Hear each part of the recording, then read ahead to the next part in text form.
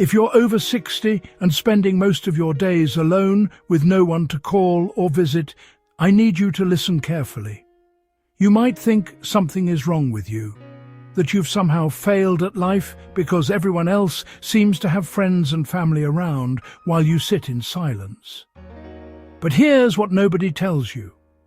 Being alone and being lonely are two completely different things, and the difference could change everything about your happiness.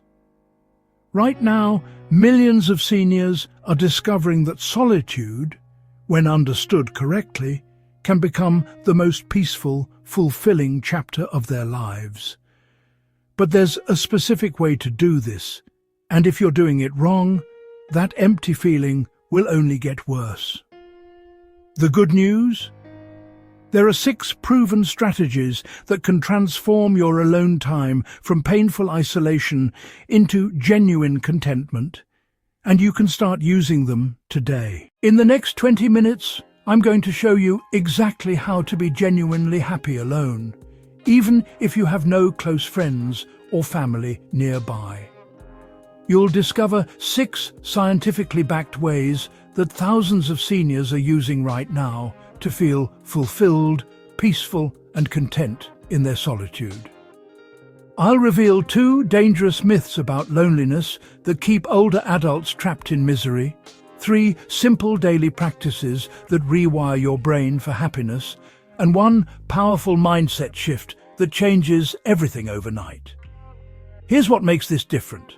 These aren't just feel-good tips.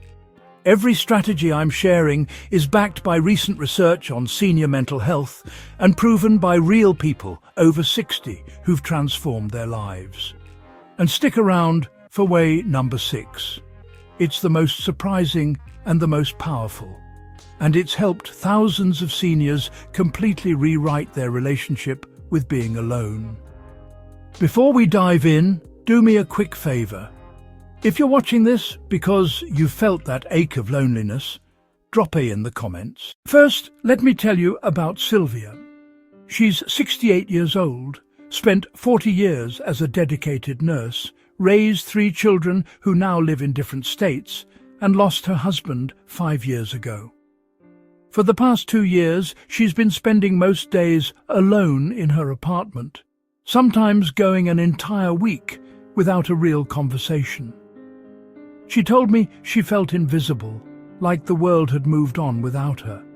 And here's what broke my heart. She was ashamed. She thought being alone meant she had somehow failed at maintaining relationships.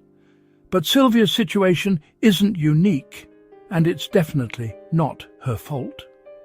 According to recent research from 2024, over 35% of adults over 65 report feeling lonely on a regular basis, and that number jumps to nearly 50% for those over 80.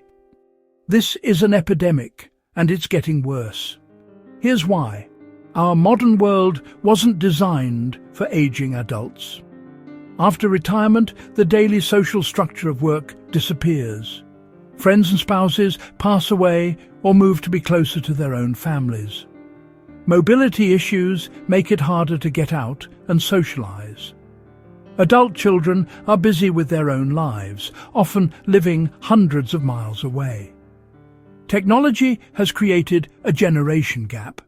While younger people connect online, many seniors feel left behind and disconnected. And here's the kicker. Society tells us that being alone in old age means something went wrong. That successful aging means being surrounded by loving family and tons of friends. But that's simply not reality for millions of perfectly wonderful people. The isolation isn't a personal failure, it's a societal shift. Families are more geographically spread out than ever before. Communities are less tight-knit. The traditional support systems our parents had simply don't exist anymore for many of us. So if you're experiencing this, please hear me. You are not broken. You are not a failure. You are navigating a cultural reality that previous generations didn't face. And the first step to happiness alone is releasing that shame and understanding this truth. Being alone can actually be a gift if you know how to unwrap it. Way 1. Create a sacred daily ritual. Now, let's talk about the first proven way to transform your alone time. Creating sacred daily rituals. And I want to tell you about someone who mastered this beautifully. Meet Leonard. He's 72, a retired accountant who lives alone in a small town. After his wife passed, Leonard fell into a dark depression. His days blurred together. Wake up, watch TV, eat whatever was easy, go to bed, repeat. He felt like he was just waiting to die. But then something shifted. Leonard decided to create what he calls his morning ceremony. Every single morning at 6:30 a.m., Leonard wakes up, makes himself a proper pot of coffee, not instant, the real stuff, and sits in his favorite chair by the window. He spends exactly 20 minutes watching the birds at his feeder while sipping his coffee slowly. Then he writes 3 pages in his journal, just stream of consciousness, whatever comes to mind. After that, he tends to his small herb garden on the balcony, even in winter when he's just checking the soil and planning for spring. This ritual takes him about 90 minutes total, and Leonard says it saved his life. Here's why rituals are so powerful. They provide structure, anticipation, and meaning. When you live alone, you lose the natural structure that other people provide. Meal times together, conversations that mark the day, shared activities. Rituals replace that structure with something you control entirely. Research from neuroscience shows that rituals activate the reward centers in your brain and reduce anxiety. They give you something to look forward to, which is crucial for mental health. And unlike socializing, which depends on other people's availability and energy, rituals are 100% within your control. Here's how to create your own sacred ritual. First, choose a specific time of day that feels meaningful to you. Morning, afternoon, or evening. Second, select 3-4 activities that bring you genuine pleasure or peace. These should be simple enough to do every day, but special enough to feel ceremonial. Third, do these activities in the same order every single day. The consistency is what makes it sacred. Some powerful ritual ideas for seniors. A morning gratitude practice with tea and watching the sunrise. An afternoon reading hour in your favorite spot with special treats. An evening reflection time where you light a candle and review your day. A weekly meal where you cook something special just for yourself, set the table properly, maybe even dress up a bit. The key is this. You're not just passing time, you're honoring time. You're treating yourself with the same care and attention you would give to a cherished guest. Leonard told me, "I used to wait for someone to make my days special. Now I realize I can do that for myself." What's one small ritual you could start tomorrow morning? Maybe it's as simple as making your coffee a certain way or sitting outside for 10 minutes. Let us know in the comments below. We read every single one, and we'd love to hear your ideas. But here's the thing. Rituals alone won't solve everything. Because the biggest battle isn't what you do, it's how you talk to yourself while you're doing it. And that brings us to way number 2. Which might be the most important of all. Way 2. Become your own best companion. This next strategy might sound strange at first, but stay with me because it's absolutely life-changing. You need to become your own best companion. Let me introduce you to Diane. She's 70 years old, lives alone in a retirement apartment, and she does something that would make some people think she's lost her mind. She talks to herself constantly, but not in a worried, confused way. She has full conversations with herself, like she's her own best friend. Diane, you're making those scrambled eggs perfectly today. Oh, the blue sweater is a great choice. Brings out your eyes. Look at you go. That was a tough one. At first, Diane felt ridiculous. She worried the neighbours would hear her and think she was senile. But then she realised something profound. She had spent 70 years being a companion to other people. Her husband, her children, her co-workers. But she had never truly befriended herself. She was always critical, always pointing out her flaws, always dismissing her own needs. Here's what research on self-compassion tells us. The way you talk to yourself directly impacts your mental health, especially in isolation. If you're constantly criticizing yourself or dwelling on negative thoughts, being alone becomes torture.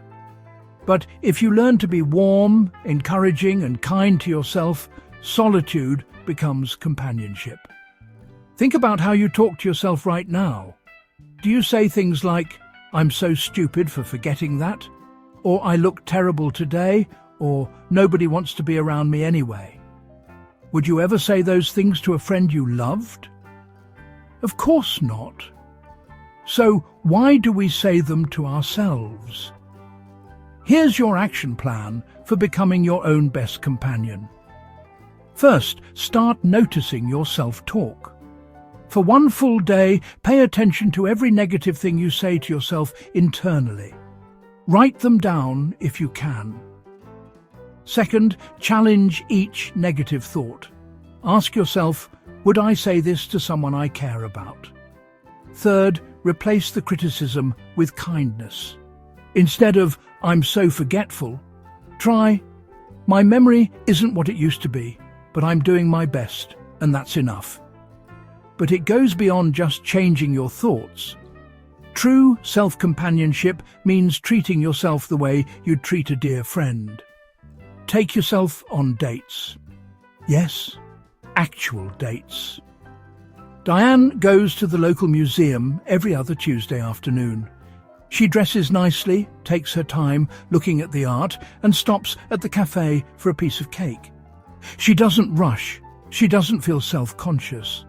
She genuinely enjoys her own company.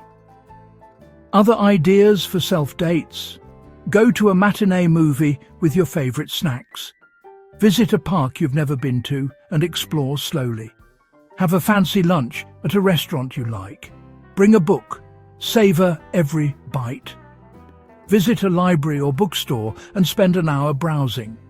Attend a free community concert or lecture. Here's what happens when you do this consistently. You stop waiting for someone else to make your life enjoyable. You stop feeling like you need validation from others to do things. You realize that you are enough. Your own company is valuable. I spent 50 years of my marriage being half of a we. When my husband died, I thought I'd lost my whole identity. But learning to enjoy being me has been the most freeing thing I've ever experienced. I'm not half of something anymore. I'm a complete person all by myself. Do you ever take yourself on dates or treat yourself special? Where's your favorite place to go alone? Share in the comments. Your idea might inspire someone else. Now, you might be thinking, but I still crave some human connection. Is that wrong? Absolutely not. And that's exactly what way number 3 addresses. Way 3. Embrace purposeful solitude, not isolation. Here's a critical distinction that changes everything. There's a massive difference between chosen solitude and forced isolation. You can be happy living alone while still having occasional meaningful human contact. And that's exactly what way number 3 is about. Let me tell you about Calvin. He's 74, widowed for 8 years, and he lives alone in a small house with his elderly dog. Calvin is genuinely happy in his solitude. He treasures his quiet mornings, his independence, his peaceful evenings. But he's not isolated. Here's his secret: purposeful connection without obligation.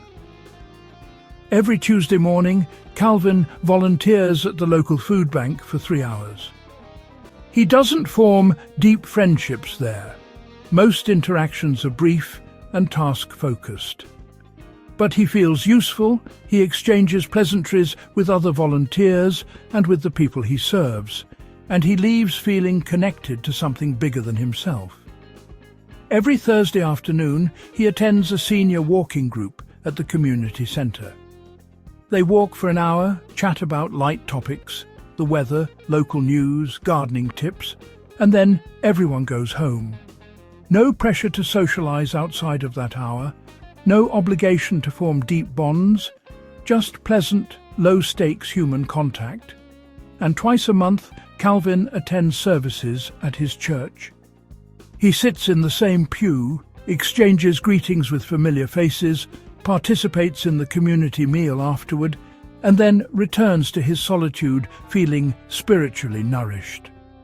This is purposeful solitude, structuring your alone time with small doses of human connection that don't require the emotional energy of maintaining close friendships. It's perfect for people who are naturally introverted or who simply don't have the opportunity for close relationships anymore. Here's why this approach works so well. Research shows that even brief, positive social interactions boost our mood and sense of belonging. You don't need a best friend to feel connected. A friendly chat with a librarian, a smile exchange with a fellow walker, a shared laugh with a volunteer coordinator. These micro-connections add up and protect against the harmful effects of isolation. The key is making these connections regular and purposeful, not random or forced. You're not desperately seeking friends. You're intentionally including small moments of community in your otherwise solitary life. Here are specific, accessible ways to create purposeful connection. Volunteer once a week at places that need help. Libraries, food pantries, animal shelters, hospitals, schools, reading to kids, thrift stores run by charities. These places are always short-staffed and welcome seniors. Join low-pressure senior groups, walking clubs, book clubs at the library, gardening clubs, hobby groups, knitting, woodworking, birdwatching, chair exercise classes at community centres. The beauty of these is there's a built-in activity, so there's no awkward pressure to make conversation. Attend community events regularly. Free concerts in the park, library lectures, town hall meetings, farmers' markets, church or spiritual community gatherings. Even if you're not deeply religious, many welcome everyone. Frequent the same places regularly. Coffee shops, parks, libraries, where you'll start recognizing familiar faces. Even without having full conversations, seeing the same people creates a sense of community. Take a class. Many communities offer free or low-cost classes for seniors. Art, technology basics, history, languages, cooking. You'll be around people with shared interests without the pressure of forming friendships. I love living alone. I love my quiet house and my routines. But 3 times a week, I step out into the world and remember I'm part of the human family. Then I come home and appreciate my solitude even more. What's one activity you've always wanted to try, or one place you could volunteer? Share below. You might inspire someone else to take that step. But even with great rituals, self-compassion, and occasional connection, there's something many seniors have lost that's critical for happiness. And that's what way number 4 addresses. Way 4. Rediscover childhood creativity. Here's something that might surprise you. One of the most effective ways to be happy alone is to rediscover the creativity you had as a child. And I'm going to tell you about someone who proves this beautifully. His name is Raymond. He's 71, a retired engineer who spent 45 years working with numbers, blueprints and logic. After retirement, Raymond felt utterly lost. He had no hobbies, no creative outlets, nothing that sparked joy. He described his days as beige, just colourless and bland. Then one day, while cleaning out his attic, Raymond found a box of watercolour paints his grandchildren had left behind years ago. On a whim, he sat down with some paper and started painting. He had no idea what he was doing. His first attempts looked like muddy messes, but something happened while he painted. Time disappeared. For 2 hours, Raymond was completely absorbed, completely present, completely content. That was 3 years ago. Today, Raymond paints for at least an hour every afternoon. His house is filled with his artwork. Not masterpieces, but honest, joyful expressions of colour and form. He paints flowers from his garden, landscapes from old photographs, abstract swirls that just feel right. And he's happier than he's been in decades. Here's what neuroscience tells us about creativity and aging. When you engage in creative activities, your brain releases dopamine, the feel-good neurotransmitter. Creative flow, that state of being completely absorbed in an activity, reduces stress hormones, lowers blood pressure, and combats depression. And here's the beautiful part. Creativity is even more important as we age, because it keeps our brains flexible and gives us a sense of purpose and accomplishment. But here's where many seniors get stuck. They believe they're not creative or not talented. They think creativity is for artists, for young people, for people with special gifts. But that's completely wrong. Creativity isn't about being good. It's about expressing yourself, exploring, playing, being present. It's about doing something for the pure joy of doing it, not for any external reward or approval. Think back to when you were a child. What did you love to do? Did you draw, build things, make up stories, sing, dance, work with your hands? Before the world told you that you needed to be practical and productive, what brought you pure joy? Here are accessible creative activities perfect for seniors living alone. Visual arts, adult colouring books, no skill required, just relaxing and beautiful. Simple watercolour or acrylic painting. YouTube has thousands of free beginner tutorials. Sketching or doodling, just lines and shapes, no pressure. Photography with your smartphone, capturing beauty in everyday things. Writing, memoir, writing, recording your life stories for yourself or family. Poetry, doesn't have to rhyme or make perfect sense. Journaling creatively, describe your day as if it's a novel. Letter writing, even if you never send them, write letters to people from your past. Hands-on crafts, simple woodworking, birdhouses, small boxes, knitting or crocheting, scarves, blankets, model building, cars, ships, trains, gardening as art, designing flower beds, creating miniature fairy gardens, jewellery making with beads. Music, learning a simple instrument, ukulele, harmonica, keyboard, singing along to favourite songs without judgment, creating playlists that tell the story of your life. Or the key is this: choose something that genuinely interests you, not what you think you should do. Start simple.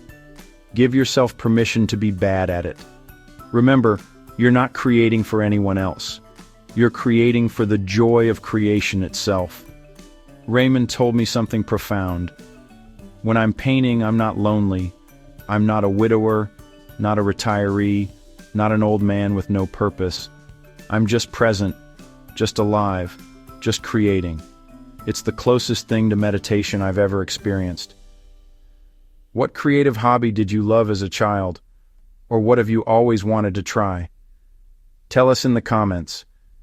This community would love to hear. Way 5. Cultivate a daily gratitude practice. This next strategy is so simple that many people dismiss it, but the research behind it is absolutely powerful. Cultivating a daily gratitude practice can transform your entire experience of being alone. Let me introduce you to Constance. She's 69, lives alone in a rural area, and by all external measures, her life looks difficult. She's on a fixed income, has health issues, rarely sees her adult children who live several states away, and lost most of her friends when she had to relocate for affordable housing. 2 years ago, Constance was deeply depressed, sometimes not getting out of bed for days. Then a social worker suggested something that seemed almost insultingly simple. Write down 3 things you're grateful for every single day. Constance was skeptical, even angry. I'm alone, broke, and hurting. What is there to be grateful for? But she had nothing to lose, so she tried. The first day, her list was bitter and bare. I guess I'm grateful I woke up. Grateful for coffee. Grateful my back doesn't hurt as much as yesterday. But she kept going. Day 2. Grateful for the cardinal I saw at my window. Grateful for the library book I'm reading. Grateful for warm socks.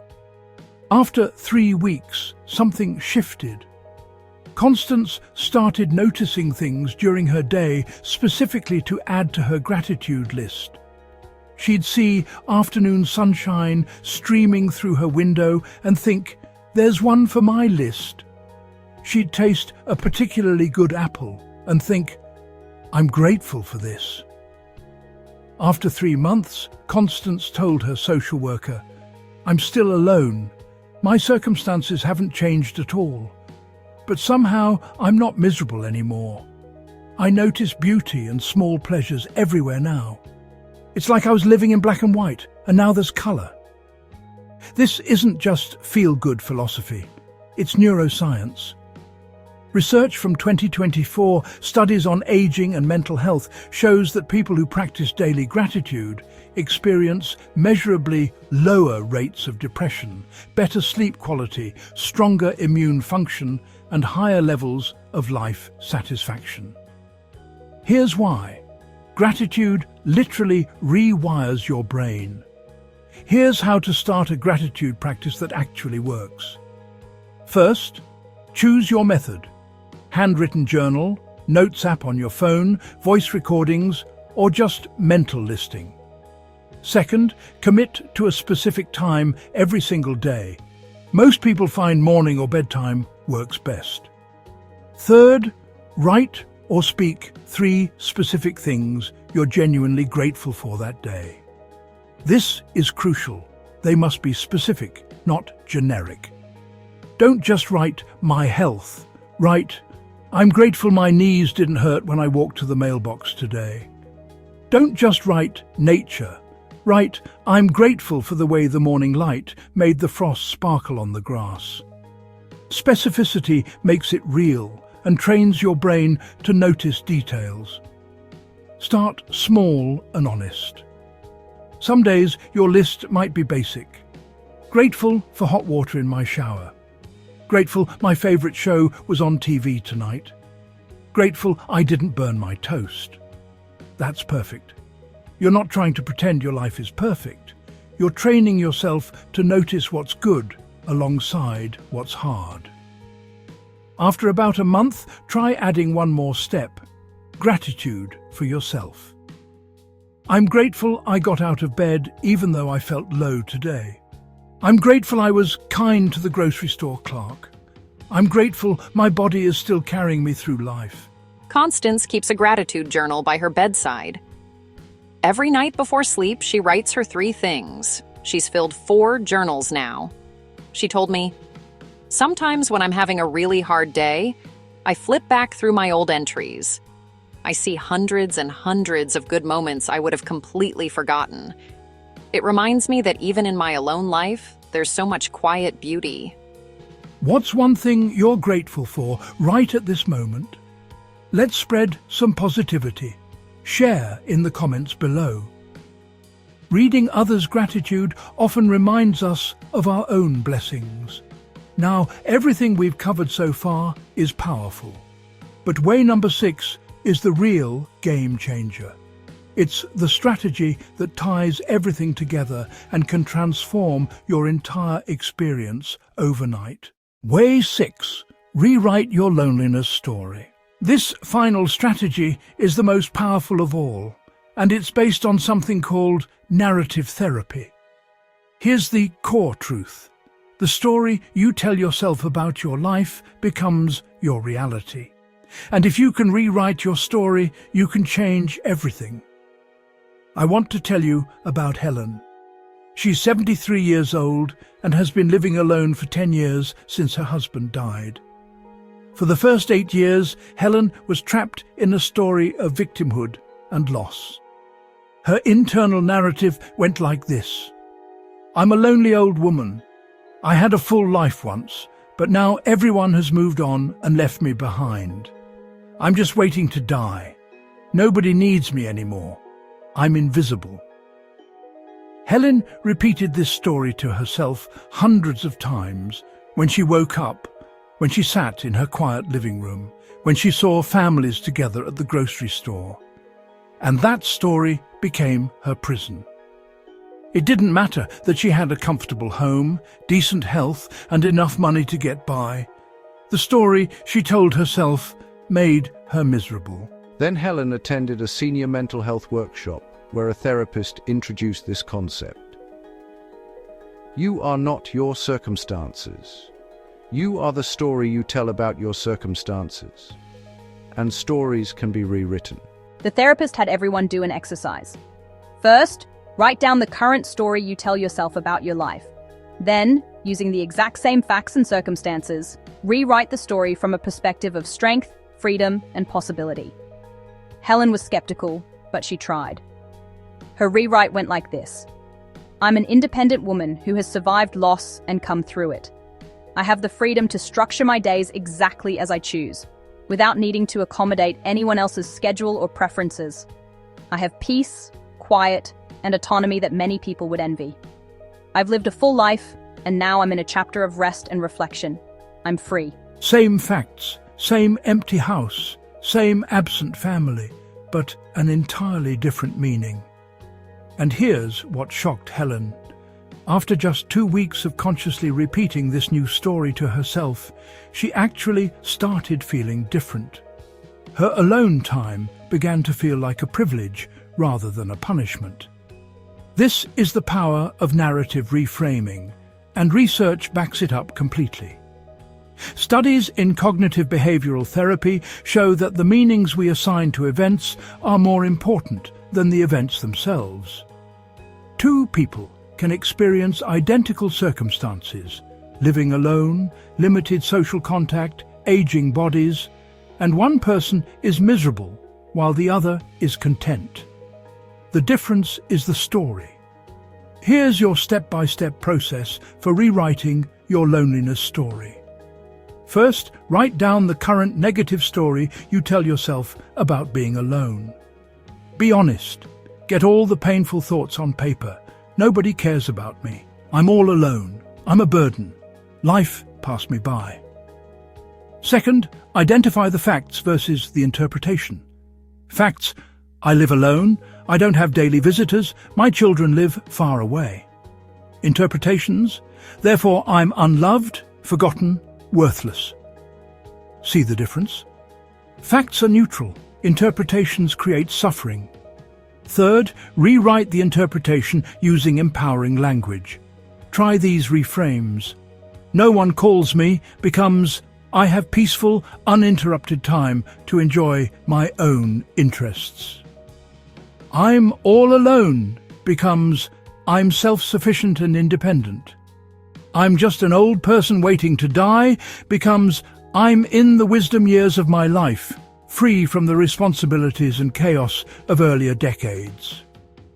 My family doesn't visit often becomes my family is living their own full lives, which is what I raised them to do, and I'm capable of creating my own fulfillment. I have no friends left becomes I'm in a season of solitude that allows for deep self-reflection and peace. Fourth, repeat your new story deliberately and consistently. Every time the old story pops up, And it will, constantly at first, consciously replace it with the new version. Say it out loud if you need to. Write it down daily. Helen practices this every morning. She looks in the mirror and says, "I'm Helen, I'm 73. I'm strong, independent, and free. I've earned this peaceful chapter. I'm not waiting for life. I'm living it right now, on my own terms." She told me recently, "I haven't made a single new friend. My kids still only call every few weeks. I still live alone in the same house. But I'm not lonely anymore. I genuinely enjoy my life. The circumstances didn't change. I changed the meaning, and that changed everything." What's one negative thought about being alone that you're ready to reframe? Share your new empowering story in the comments. Speaking it out loud makes it more real, and you might inspire someone else to rewrite their story too. Remember, loneliness is a feeling, not a permanent identity. You're not a lonely person. You are a complete, valuable human being who is currently experiencing solitude. That's a fact. Whether it's painful or peaceful is the story you choose to tell. So, what happened to all the people I told you about today? Let me give you an update. Leonard, who created his morning ritual of coffee and bird watching, recently told me he can't imagine starting his day any other way. His mornings have become sacred, something he genuinely looks forward to every single night before sleep. Diane, who learned to become her own best companion, now takes herself on weekly dates and speaks to herself with such kindness and warmth that she's noticed her whole mood has lifted. She laughs more, even when no one's around. Calvin, who embraced purposeful solitude with his weekly volunteering and walking group, feels connected to his community without the burden of maintaining close friendships. He's found the perfect balance between alone time and human contact. Raymond discovered painting and now creates art almost daily, losing himself in colour and flow. He says he's more at peace now than when his house was full of people. Constance keeps her gratitude journal faithfully and sees beauty in everyday moments that she once overlooked completely. Her circumstances are still challenging, but she's genuinely content. And Helen, who rewrote her loneliness story, now refers to herself as happily independent instead of lonely old woman. She sleeps better, smiles more, and has stopped waiting for someone else to make her life meaningful. These 6 ways work: creating sacred rituals, becoming your own best companion, embracing purposeful solitude, rediscovering creativity, practicing gratitude, and rewriting your story. They work because they shift your focus from what you've lost to what you can create, from what's missing to what's present, from loneliness to solitude.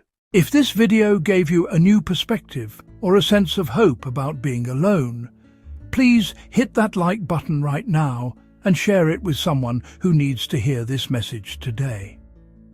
Loneliness is an epidemic among older adults, and you sharing this video could genuinely change someone's life. Thank you for watching. Stay hopeful and independent.